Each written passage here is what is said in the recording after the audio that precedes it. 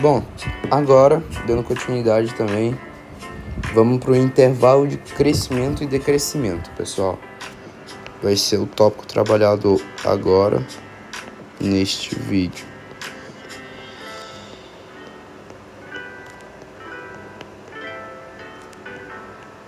E bom, este aqui também é outro teorema, sendo que ele aqui você já vai ver a importância dele de forma direta e não vai ter que esperar para ver uma aplicação dele. Bom, esse teorema ele nos enuncia a seguinte coisa: seja f uma função contínua, seja f contínua no intervalo qualquer, um intervalo aberto ou fechado. Eu vou falar no intervalo i, porque independe, no intervalo i qualquer. Nós teremos o quê? Se, ao você derivar essa função, esse resultado for maior que zero, melhor escrever assim, para todo x pertencente ao intervalo, já pressuposto ali, em que ela é contínua, então ele nos diz que f terá o mesmo sinal. Será estritamente, porque está só naquele intervalo, crescente. Já o b é que se o sinal da derivada for menor que zero, e a mesma coisa para todo x pertencente a esse intervalo, por isso é estritamente naquele intervalo, então f será estritamente decrescente, pessoal. E isso aqui é para a gente observar qual seria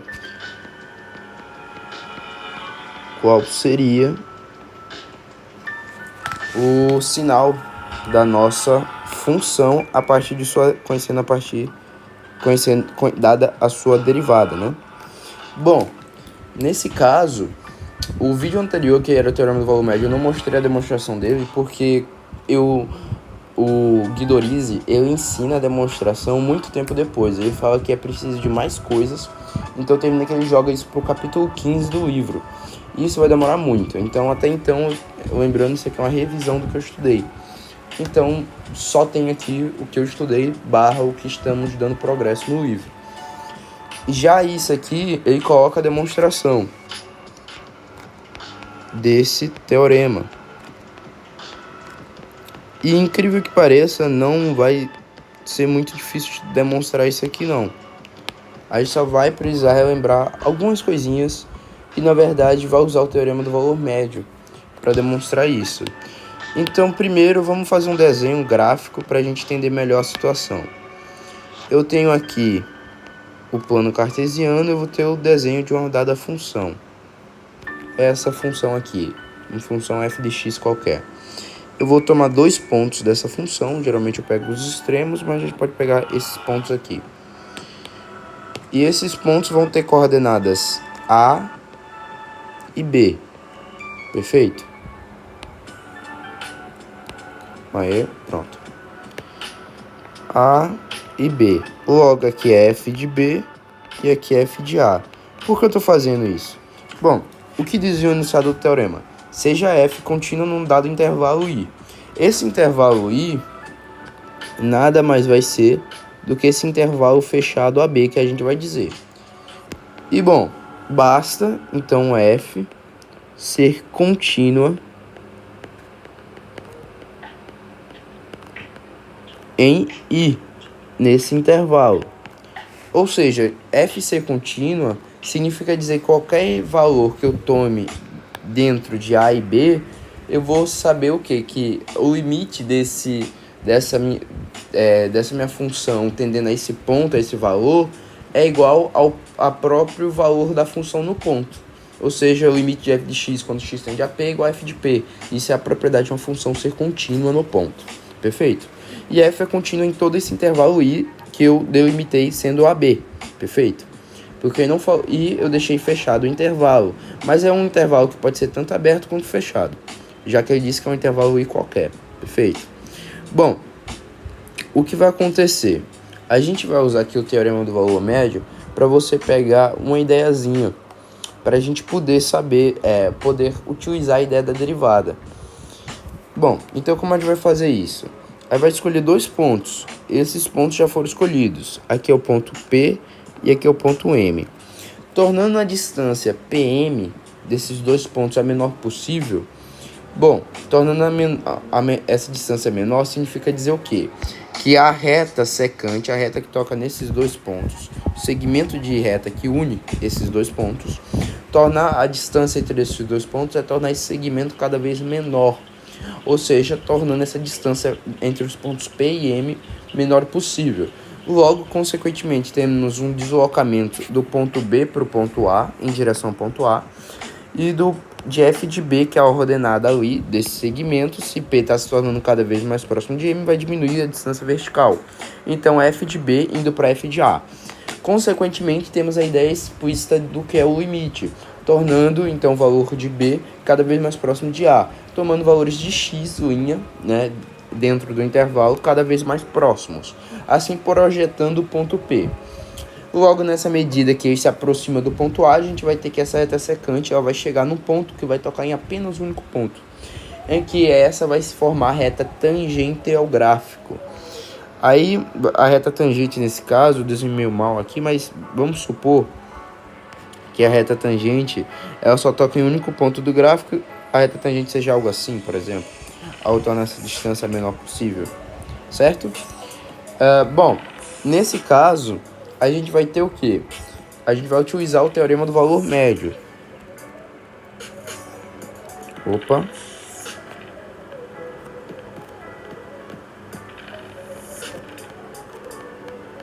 Usando o teorema do valor médio, ele nos diz o quê? Dado uma função f contínua no intervalo AB e derivável em AB, que é o que a gente está querendo dizer, logo ela é derivável em AB, certo? Usando o teorema do valor médio, ele nos diz o quê? Que dentro desse intervalo existe tal um C, que ao escolher esse C, certo? Ele vai ter uma reta tangente que é paralela à reta secante, ou seja, paralela a essa reta. Então, tendo o mesmo coeficiente angular. Logo, usando o teorema do valor médio, isso nos permite dizer o quê? Sendo necessariamente B maior que A, existe pelo teorema do valor médio, equivalendo a dizer que existe esse C, em que f de B sobre B menos A, é que esse desenho tá mal feito, tá? E o outro desenho que eu tinha feito fica melhor. E existe um C, que no caso a gente vai falar que esse C é todos os valores de x de aproximação possível. Aí a gente usa esse x traço, certo? É igual a f de x traço. E você pode colocar C aqui também no lugar, tanto faz. Então o que acontece? Então, isso aqui não é a derivada já do negócio? Isso aqui não é a derivada? Então, observe que a derivada já da minha reta tangente vai ficar determinada por esse coeficiente. Então, se eu estou falando que isso aqui é maior que zero para todo x pertencente durante esse intervalo, então basta dizer que tudo isso é maior que zero. Se tudo isso é maior que zero, observe que multiplicando por B menos A vai ficar 0 vezes B menos A. Então, basta f de B ser maior que f de A. Se f de B é maior que f de A, isso significa dizer, sendo B maior que A, que a minha função é crescente. Que é exatamente o que a gente queria provar. E agora a mesma lógica. Se a minha derivada for menor que zero, no caso, isso aqui a derivada for menor que zero, se a minha derivada for menor que zero, desta vez, a mesma coisa vai acontecer sendo B maior que A, certo? Lembrando disso, a gente instaurou esse parâmetro.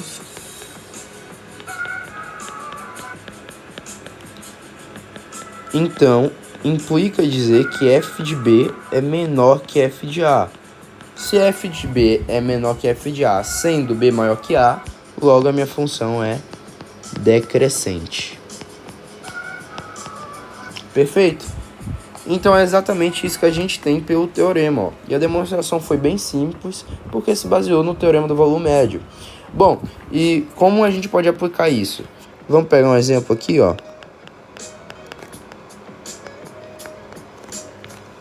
Bom, esse exemplo vai ser simples.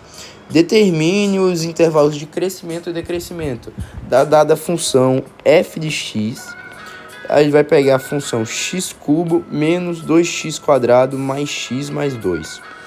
Gente, a princípio é uma função cúbica aqui que a gente tem, sendo que como a gente está querendo falar o quê?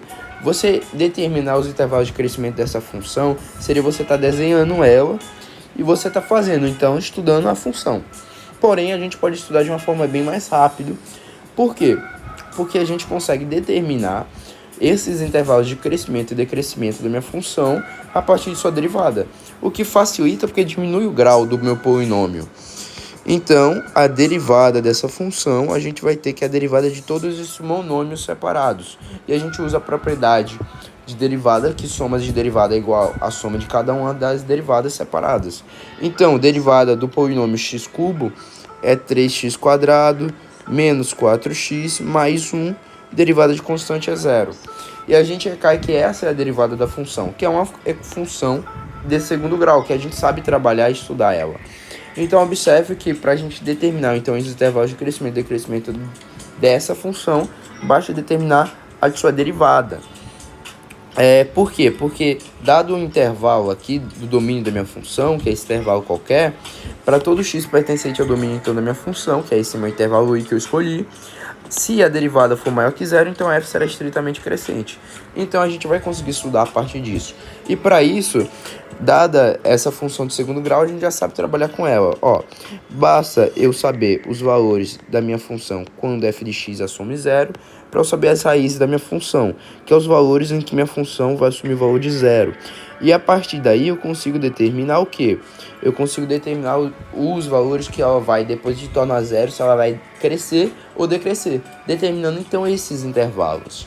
Bom, 3x² menos 4x mais 1 é uma equação de segundo grau completa que a gente tem aqui. A gente pode resolver por soma e produto e pode resolver por fórmula da função quadrática, né? Fórmula resolutiva que seria Bhaskara. E a gente vai resolver por Bhaskara porque eu já me acostumei também. Ó, então, menos 4² é 16, menos 4 vezes A vezes C, 4 vezes 3, 12, então vai dar 4. Perfeito, delta deu um valor real positivo aí, uma raiz perfeita, né? Menos B, que é mais ou menos 4, menos 4, aliás, mais ou menos raiz de 4, que é 2. Isso tudo sobre 2A, que é 3. Então, a gente vai ter um valor de x1 e um valor de x2, dado a escolha do sinal ali. 6 dividido por 6 é 1. Caso a gente escolha negativo, 4 menos 2, 2. 2 sobre 6, 1/3. Então, observe que eu tenho exatamente a seguinte coisa, o seguinte parâmetro. Dada a minha função f' de x, ela nada mais é do que x menos 1/3, teoreminha aí, x menos 1. O produto disso aqui vai dar exatamente essa função, 3x² menos 4x mais 1. Isso multiplicado por 3. É muito bom lembrar disso aqui, porque senão vai sair errado a sua função, certo? Porque se o A for diferente de 1, ele tem que ser considerado aqui no produto. Perfeito? Bom, então o que acontece? Agora você quer saber exatamente a seguinte coisa. Deixa eu ver primeiro se essa distributiva está correta. Acho que essa distributiva está correta, sim. Menos x, mais 1/3 de x. Aí vai dar menos 2/3 de x, né? 2/3 de x. Aí mais 1/3. Aí multiplica tudo por 3, 3x². Aí menos 2x. Opa, deu alguma coisa errada aqui, viu? Calma aí, pessoal. Deu alguma coisa aqui errado. Não, é 4/3 de x. Tá certo. Tá certo aqui a distributiva, fiz certinho. Bom, então o que acontece, gente? Agora vamos estudar, então, os intervalos que vai decrescer ou não. Para isso, a gente vai usar a reta numérica. e a gente vai estudar esses intervalos. Bom, dando que é uma reta numérica, tem que começar por um valor origem, que é o zero, certo? Bom, observe que entre 0 e 1 existe o valor 1/3. E para o valor x igual a 1/3, a minha função ela tem um valor de zero. Isso quer dizer que aqui a minha função ela tem um valor de zero. Perfeito? Nesse ponto. Se eu escolher a escolha de x igual a 1/3, ela vai ter o valor de zero na minha função. Certo? Porque é a raiz da minha função. Perfeito? Para valores de x maiores que 1/3, então é positivo a minha escolha. Então, todos os valores maiores que 1/3, eu vou ter que esse fator vai ser positivo. Perfeito? E para minha função, então, ser maior que zero, todos os fatores têm que ser positivos. Perfeito? É essa lógica que a gente vai usar. Então, para todos os valores x menos 1/3 maior que zero, x sendo maior que 1/3 é positivo. Bom, para todos os valores abaixo de 1/3, esses valores aqui vão ser negativos. Isso para o primeiro fator que eu estou estudando. Eu estou estudando o sinal de x menos 1/3 para minha dada escolha de x. Perfeito? Bom, eu quero que f' de x seja maior que zero. Eu quero estudar os parâmetros em que ela é maior que zero. Então, todos os fatores têm que ser ambos maiores que zero.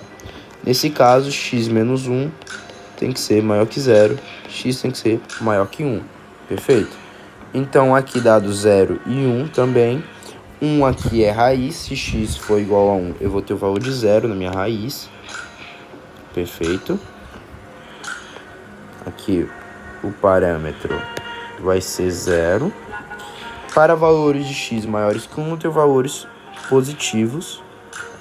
E valores abaixo, eu tenho valores negativos. Perfeito? Pronto. Dado isso, a gente vai saber, então, finalmente, quais intervalos a minha função vai ser decrescente e crescente. Bom, eu estou estudando que ambas sejam maiores que zero. Ou seja, se eu estou estudando que ambas são maiores que zero, observe que entre os intervalos 1/3 e 1, ele tem um sinal menor que zero, certo? E ambos valores de x dados maiores que 1, né? No caso, vai ser minha função maior que zero. Então, minha f' de x é maior que zero. Ó, os intervalos, então, que f' de x é maior que zero é pertencente aos seguintes intervalos. Aberto no 1. Por que aberto no 1? Porque se eu escolher x igual a 1, tiver essa possibilidade, a minha função vai dar zero. E eu não quero isso, eu quero valores maiores que zero. Então, aberto no 1, indo pro mais infinito. Perfeito? E como mais infinito é uma ideia abstrata de que vai crescer tanto quanto eu querer, então, obviamente, não há um limite para isso, a gente tem que usar intervalo aberto em mais infinito. Perfeito? Então, se f' de x é maior que zero nesse intervalo, significa dizer, pelo teorema, que f de x é maior que zero também nesse intervalo. Já determinamos, então, um dos intervalos em que eu vou ter f de x maior que zero. Será que há outro intervalo? Vamos ver. Observe aqui que ambos fatores serem negativos, eu vou ter então que menos com menos vai se tornar mais, né? Menos 1 vezes menos 1 vai dar um valor positivo. Nesse caso, outro intervalo em que ela vai ser f de x é maior que zero, consequentemente f de x é maior que zero, vai ser no intervalo em que está aberto no 1/3, porque se for igual a 1/3 é igual a zero, aberto em 1/3, aberto em 1/3 não, né? Vai do menos infinito para 1/3, exatamente, que está aberto. Perfeito? E esses são os intervalos em que a minha função f de x é maior que zero e a minha derivada também, logo, consequentemente, f de x. E agora o intervalo que é menor que zero é o único intervalo que existe aqui entre 1/3 e 1. Ou seja, f' de x ser menor que zero. Os únicos intervalos que existem é entre 1/3 e 1, claro que aberto para não ser igual a zero. Consequentemente, f de x menor que zero nesses intervalos. Perfeito? E agora a gente determinou então os intervalos de crescimento e decrescimento. E a gente poderia desenhar, sendo aqui o gráfico representando f de x, que, dado que aqui é 1/3 e aqui é o valor de 1, a gente sabe o quê? Que aqui é menos com menos, ou seja, ambos vão crescer. Esse segmento aqui vai ser positivo, maior que zero. perfeito? Porque essa setinha ela indica o quê? Que a minha função é crescente, ou seja, que ela vai aumentando entre esse intervalo, que é de menos infinito a 1/3. Entre 1/3 e 1, minha função ela é decrescente, ou seja, vai decaindo esse valor que estava crescendo, e para valores acima de 1, eu tenho aqui que f de x é maior que zero, ou seja, vai crescer novamente. E é assim que é os sentidos de crescimento da minha função, perfeito? E essa função, então, você sabendo disso, você saberia mais ou menos o desenho dela, que seria tipo, dado aqui que aqui é 1/3, aqui é 1, você saberia o quê? Que entre 0 e 1/3 minha função é maior que zero, ela vai crescer. Existe a raiz da minha função, certo? A raiz da minha função é exatamente valores 1/3 e 1, perfeito? Então você saberia mais ou menos o quê? Que o desenho dela, você saberia, tipo, fazendo o desenho, não é que você saberia não, perdão. Você fazendo o desenho de sua função, como eu já sei como vai ser o desenho, porque é um exercício que eu já fiz, ó, vai sair algo mais ou menos... perdão, calma. Saiu um exercício gráfico, eu sou péssimo desenhando gráfico. Mais ou menos assim. E que, então, obedece exatamente esses sentidos de crescimento que a gente estabeleceu. Bom, dado então um exemplo aqui, como a gente aplicaria exatamente o teorema do valor médio, que a gente aplicou, o intervalo de crescimento e crescimento, e aplicamos exatamente esse estudo. Bom, ficamos por aqui.